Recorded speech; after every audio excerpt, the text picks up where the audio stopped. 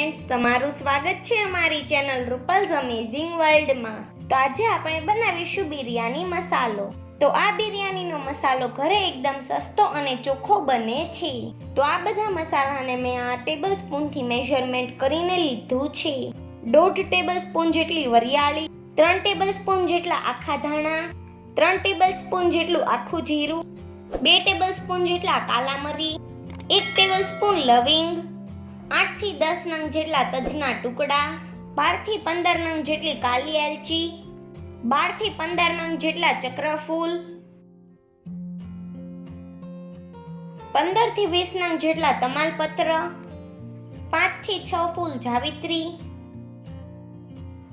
1 નંગ જાયફળ, 2 table spoon જેટલી આખી એલચી, 1 ટેબલ સ્પૂન કશ્મીરી લાલ મરચું પાવડર, 2 ટેબલ સ્પૂન જેટલું રેગ્યુલર લાલ મરચું પાવડર અને 2 ટેબલ સ્પૂન જેટલી હળદર।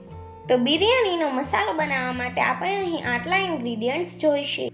તો જે ઇન્ગ્રેડિયન્ટ્સ ડીશમાં છે તેને બધાને જ આપણે પહેલા ડ્રાય રોસ્ટ કરવાનું છે। તો આ બધા જ ઇન્ગ્રેડિયન્ટ્સને આપણે 5 થી 7 મિનિટ સુધી સ્લો ફ્લેમ પર ડ્રાય રોસ્ટ કરવાના છે।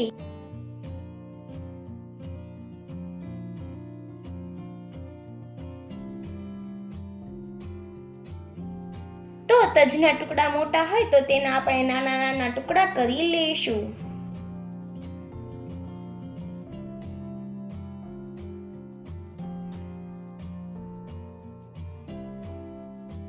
તો 5 મિનિટ જેવું થઈ ગયું છે તો મસાલા પણ આપણા રોસ્ટ થઈ ગયા છે। તો હવે આપણે તમાલપત્રના ટુકડા કરીને નાખીશું।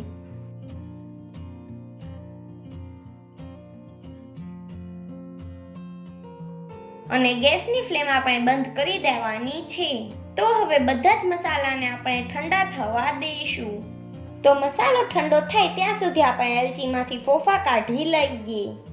તો એલચીને આપણે મિક્સરની જારમાં નાખીને તેને થોડી વાર ચલાવીશું, જેથી એલચીમાંથી બધા જ દાણા સરસ છૂટા પડી જશે। તો તમે જોઈ શકો છો કે એલચીમાંથી ફોફા છૂટા પડી ગયા છે। તો ફોફાને આપણે કાઢી લઈશું અને જો 1-2 આખી એલચી રહી ગઈ હોય તો તેને ફોલી લેવી। તો જોયું ને મિત્રો, બધી જ એલચી આપણી ફટાફટ જ ફોલાઈ ગઈ। તો હવે મિક્સરની જારમાં એલચી, જાવિત્રી અને જાયફળના ટુકડા કરીને નાખીશું। તો હવે તેનો આપણે એકદમ ફાઇન પાવડર બનાવી લઈએ।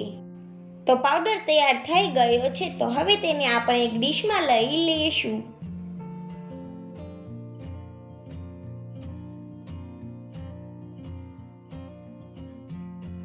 તો જે મસાલો આપણે ડ્રાય રોસ્ટ કર્યો હતો તે ઠંડો થઈ ગયો છે, તો તેનો પણ આપણે એકદમ ફાઇન પાવડર બનાવી લઈએ।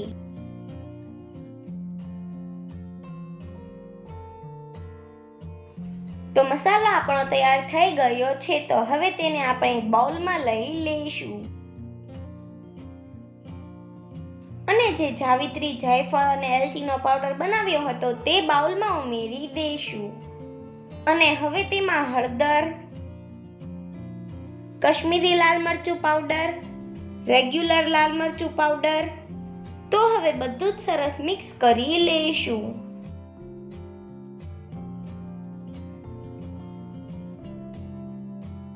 તો આ આપણો બિરયાનીનો મસાલો તૈયાર થઈ ગયો છે। તો આ મસાલાને તમે એરટાઇટ ડબ્બામાં ભરીને ફ્રીજમાં 1 વર્ષ સુધી સ્ટોર કરી શકો છો અને 4 થી 5 મહિના સુધી રૂમ ટેમ્પરેચર પર મસાલો સારો જ રહે છે। જો તમને મારો આ વિડીયો ગમ્યો હોય તો વિડીયોને લાઈક કરો, શેર કરો અને મારી ચેનલને સબસ્ક્રાઇબ કરો। અને જો તમને મારી આ રેસીપી સારી લાગે તો અમને કોમેન્ટમાં જરૂરથી જણાવજો। Thanks for watching.